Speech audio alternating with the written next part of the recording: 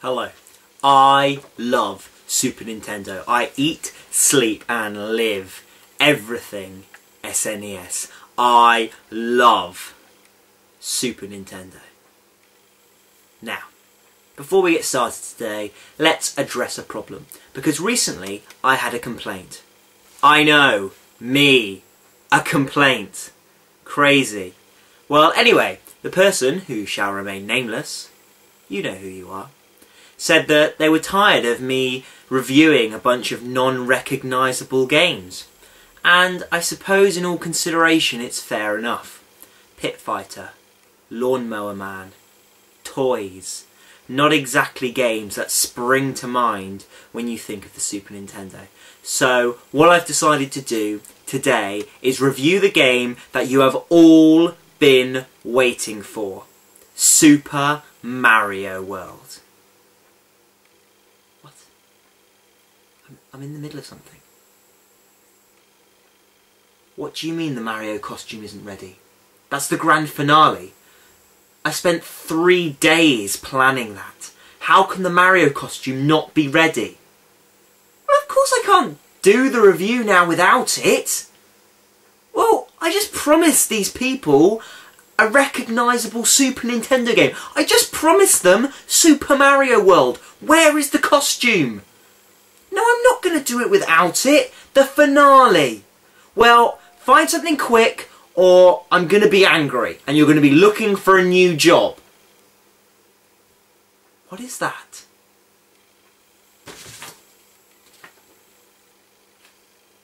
Oh, what is this? The best you could do in...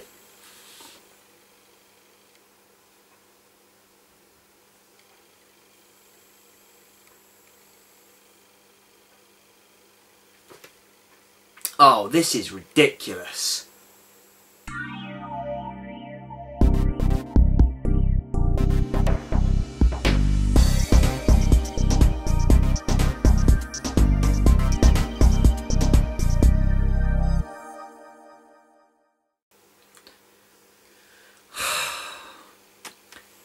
Out to Lunch was released on the Super Nintendo in 1993 by Mindscape.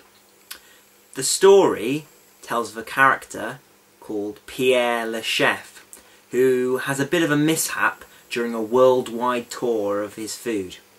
All his ingredients escape from his fridge, and it's up to Pierre le Chef to chase them all down and lock them all back up so that the tour is not a complete and utter mess. However, things are not as easy as all that. Out to stop Pierre are a number of baddies, including bacterial blobs who eat the famous chef and turn his ingredients evil, and this evil black chef dude who unlocks the cage and lets your captured ingredients escape. What a numpty. Dotted around the levels are a number of power-ups to help Pierre le Chef in collecting all his cutesy ingredients. These include the necessary net, which allows you to capture the ingredients, to weapons such as wooden spoons and hot sauce, and spiky boots which allow you to walk easier on slippery surfaces. The graphics are typically Nintendo, with each little potato and blob of cheese having a cutesy face which always looks slightly flummoxed when being chased by a crazy chef wielding a net. The music is also what you would come to expect from this sort of game, being a nice variation throughout the game, but verging on repetitive.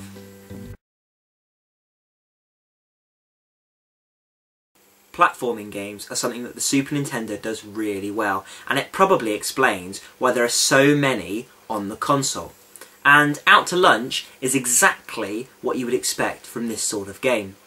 Pierre le Chef can run, jump and bounce around, and all is done with the simplest of controls.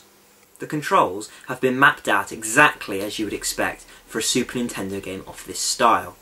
B jumps, Y runs, A is used to swing your net, and X is to use any weapons that you might have collected. Overall, the controls are really simple and really allow the game to be a real pick up and play sort of game. You can just stick it in the Super Nintendo and start playing straight away. You won't even need the instruction manual. It's that simple to play. Visually speaking, the game excels. The cartoony, cute style of the graphics are reminiscent of other classic Super Nintendo games, and it's difficult not to feel sorry for all those poor ingredients as you capture and imprison them. Each of the backdrops is very impressive, and Le Chef especially is very well animated. The levels themselves combine obvious platforming with puzzle elements and a small dose of action to keep things moving. The game is not as simple as capturing a few loose ingredients, as the ingredients move almost as much as Le Chef, running away and even launching themselves off cliffs just to escape. Crazy. The levels themselves also provide a puzzle element. Some of the platforms allow you to pass through them, whilst others won't. Some of the platforms are also slippery, making things much trickier. It is sometimes the biggest puzzle trying to find out how to get up to a certain platform. But when you find the solution, very rewarding. Overall, the game appeals so much because it is so addictive. You'll find yourself time and time again just going back to it, just hoping to get ever so slightly further than last time. If the sole thing that makes platforming games decent on any console is the amount that you keep going back, then Out to Lunch must be one of the best platforming puzzle games available for the Super Nintendo.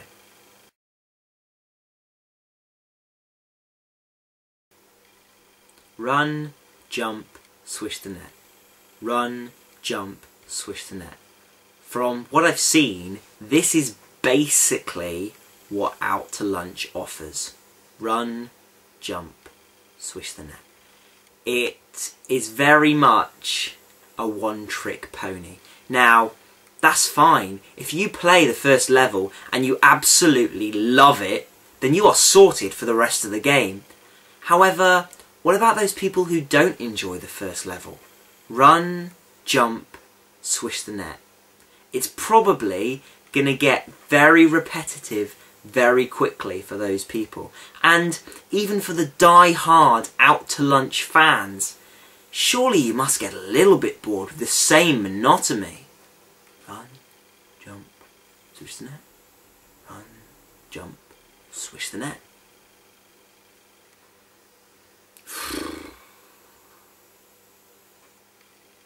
There are little additions, such as in Greece you can pick up the golden fleece from Greek legend, which makes you invincible, but the levels still consist of the same stuff over and over again. Like I said, fine if you enjoy it, but if you don't, then there is little point in persevering, as the whole game is the same. Not only is the whole game the same, however, the whole game is also really difficult. So in each level you have to collect a certain number of ingredients, displayed by the number in the top left. However, you have a time limit to do so, and this time limit counts down fast. Not only that, but you also have bacteria trying to eat you, evil ingredients trying to kill you, and the Black Chef releasing all your ingredients that you've captured. Some of the jumps require 2 or 3 attempts to get, and that timer is counting down all the time. Once you have collected enough ingredients, a door appears somewhere in the level, and you then have to find that as well in the time limit to move on to the next level. Not only that, but you also get given only 3 lives. No continues, no password system, nothing. Die 3 times and you start from the start. There is the odd extra life dotted around the levels, but even so, expect to play the first levels a lot before making a huge amount of progress in the game. Finally, it's a very frustrating game. Trying to land your jumps perfectly on the platforms without sliding off the edge or running into any bad guys or ingredients. Hidden traps that hurt you. Icy pillars that make you just slip and slide all over the place. Generally, it's really, really frustrating. Not only that, but the thing that annoys me is that at the start of each level, you have to recollect the net before you can capture any ingredients. What happened to his net from the previous level? Did he just think, I won't need this net anymore, and threw it in the nearest bin? Okay, fine, on the second level he might not have learnt yet that the ingredients are going to escape again, but you would think by level 8, he might have clocked on that maybe it might be a sensible idea to just hang on to his net rather than have to recollect it all over again. I mean, come on, Le Chef, it's not rocket science. It's not even cooking. It's just hanging on to a net. God, you're... Duh. Oh. Wow. It's just... This just explains the whole game. How frustrating it is. Hang on to your net. You are going to have to be incredibly, incredibly patient to see this game all the way through to the end. If you do, you are a much better person than I am. Oh, just hang on to your net, you stupid chef man who lets his ingredients escape. Ah!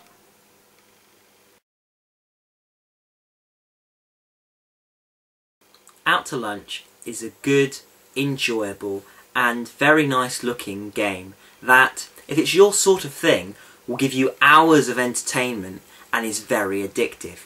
However, it is incredibly frustrating. You have to be a really big fan of this sort of game to see it through to the end. I know I haven't, and I have no plans on doing so. I'll go back to it because it's very addictive, but if I never see the end of this game, fine.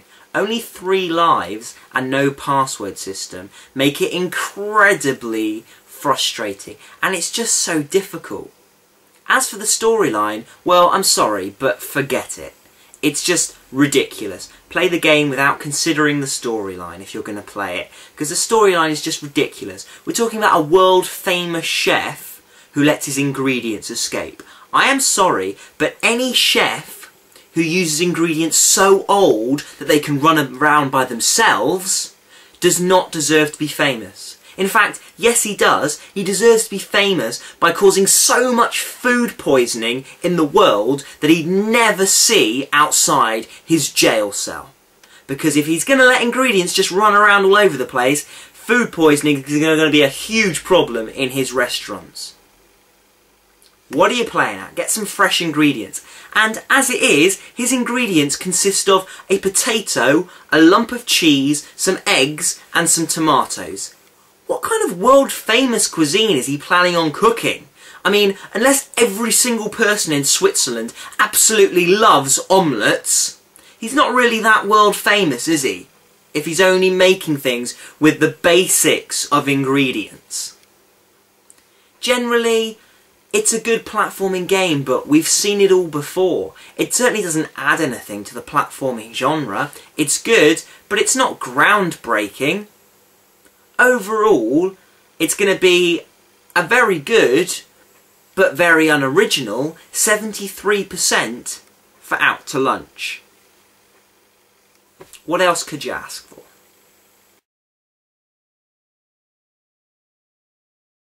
So, I suppose I owe you all an apology for promising a Mario game and instead delivering Out to Lunch. However, I absolutely 100% promise that next time I will review a Mario game. However, you may want to miss it. It's not going to be a pretty sight.